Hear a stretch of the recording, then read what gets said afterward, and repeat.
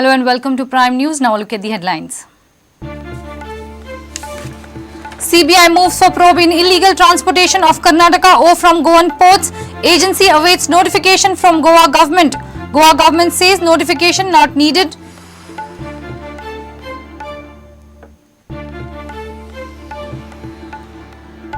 %33% reservation for women on Modi government's agenda.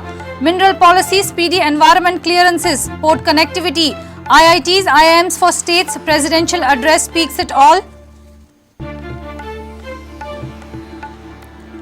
Ready to take over if Parrikar moves to centre. Deputy CM Francis D'Souza in head-on says CM can reshuffle underperformer ministers on halfway tenure completion.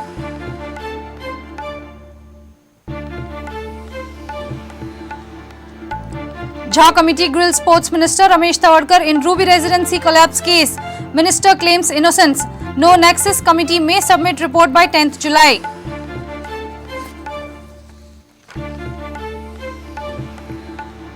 And locals demand resurvey of Mahavir and Netravali wildlife sanctuaries. Oppose demarcation of villages, claim forest authorities encroaching on right to livelihood.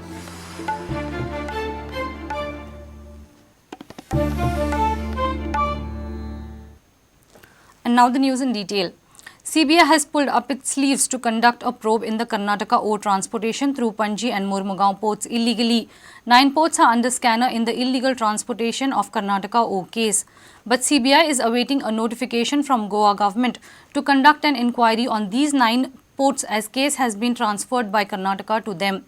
Goa government says notification not required. Investigation is carried out following Supreme Court orders. CBI is stuck between Goa government and notification. CBI has moved to conducting investigation in the illegal export of Karnataka ore through 9 major ports of Goa. CBI has asked for consent from the Goa government. Ore was exported through Panji and Mormugaon ports. CBI has been communicating with Goa government from the last 5 months asking for the consent.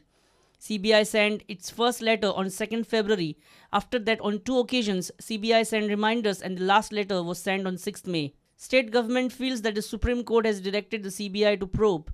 Hence, there is no need for a separate permission or notification from Goa government. CBI has contended that matter was not referred by the Supreme Court but the Karnataka government to the CBI. Hence, Goa government's consent is needed.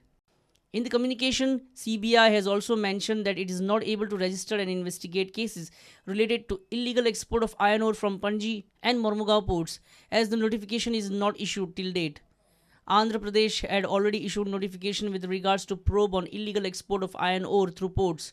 Goa government is yet to give its consent to the CBI, which has become a roadblock to investigation of the case.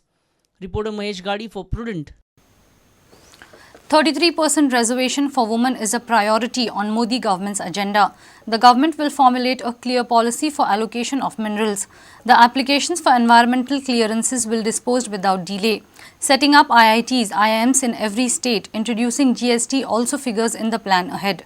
President Pranab Mukherjee, while addressing a joint sitting of Parliament on Monday, made the policy of Modi government clear. It is a commitment to providing 33% reservation to them in the Parliament and State Legislative Assembly. We will set up IITs and IIMs in every state. The government will formulate clear and transparent policies on allocation of critical natural resources such as coal, minerals and spectrum. Will create a policy environment which is predictable, transparent and fair. It will embark on rationalization and simplification of the tax regime to make it non-adversarial and conducive to investment, enterprise and growth. My government will make every effort to introduce the GST while addressing the concerns of states. Reforms will be undertaken to enhance the ease of doing business. The government will evolve a model of port-led development. Our long coastline will become the gateway for India's prosperity. My government will facilitate modernization of existing ports on one hand and development of new world-class ports on the other hand, stringing together the Sagarmala projects.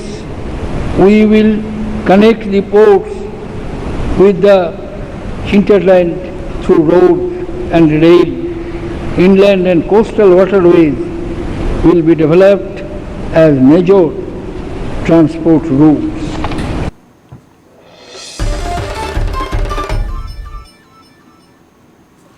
Revenue Minister Francis D'Souza is ready to look after Goa if Parrikar switches to national politics. D'Souza said it in a weekly head-on. Parrikar-led government is completing 2.5 years. Minister feels there is no harm in conducting efficiency test of cabinet ministers. He has also backed reshuffling of portfolios if any minister is found to have performed under average. Minister was vocal on many occasions on revival of administration. Administrative reforms and its simplification of all these complicated systems is the prime agenda of this government. I feel it is the need of the hour. It is the need of the hour. We have to listen to the need of the hour. म्हणजे आमी आयकून घेवपा जाय कितें जावपा जाय विकास जातलो fast जातलो जाल्यार सुदारणा प्रोसिजरांनी जावपा जाय. यू आर होपफुल की तुमच्या सरकाराच्या काळांत हें जातलें? जावंकूच जाय नाल्यार आमचो एक फेलियर करून घेतलें नाल्यार आमचो एक फेलियर कसो जातलो तो. Are you happy with your entire cabinet? I am very specific. Entire cabinet. We are doing reasonably good. तुका सांगलें आर्थीक परिस्थिती बरी नासल्या कारणान ते मातशें थोडें स्लो डावन जाल्लो आहा ना म्हणटा कोण. तुमकां दिसता when government is completing halfway mark, there should be a serious review of each cabinet minister. Everybody is accountable. Including me, everybody is accountable. ती तपासणी जावंकूच जाय आनी चीफ मिनिस्टरान करपाकूच जाय आनी चीफ मिनिस्टर करताय म्हणून सांगलें म्हाका दिसता. Maybe not in this term, but हो टर्म कंप्लीट जातकीर खंय तरी पर्रीकार बाबाक ते दिल्ली व्हरपाक शकतात. अशी परिस्थिती भितर नॅचरली लिडरशीप तुमचे कडेन येता. तुमची तयारी आहा घेवपाची. 40 आमदार आहात तितूंतले 21 आमचे गटान आहात. 21 खंयचोय मुखेलमंत्री जावं येता. Right. It naturally comes to you by your de facto number 2. Number 2 म्हणटात म्हाजे कडेन येवं शकता ते येयल्यार जावं येता. You are open for it. Naturally, means what is the problem?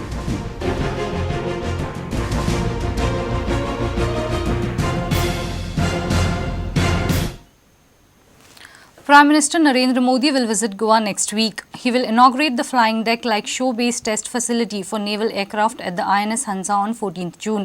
Meanwhile, India today successfully test-fired the 290 km range BrahMos supersonic anti-ship cruise missile from the country's largest indigenous warship INS Kolkata off coast of Karwar in Karnataka.